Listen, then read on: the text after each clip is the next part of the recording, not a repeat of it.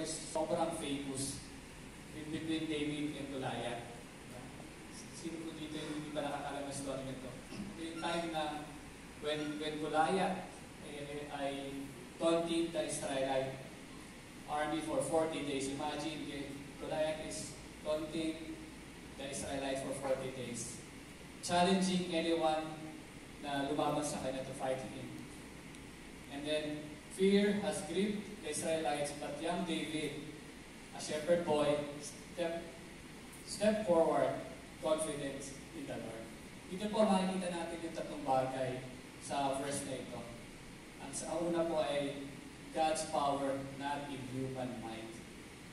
Si David po ay pinakita niya dito yung declaration, yung highlights.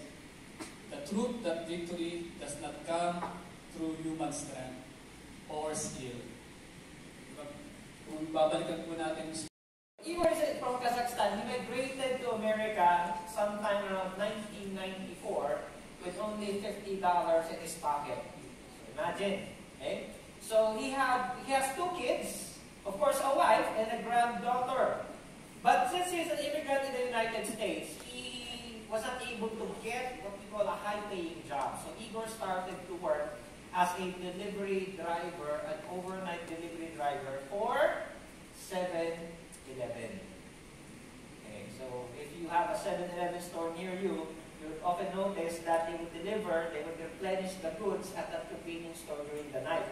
So Igor loved his job. He was very faithful to his job. In fact, he was very thankful for the opportunity that was given to him. That is Igor. Refusing to give in to temptation doesn't make us immune from suffering. Have you ever tried being in a difficult situation because you want to obey God? Sino po dito yung nakasumbong na nahihirapan because they're just simply following God? Taas ang kamay.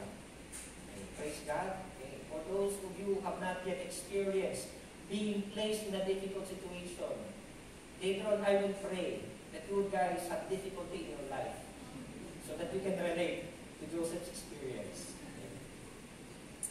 Now, everyone faces what we call suffering. Anyone here ever suffered?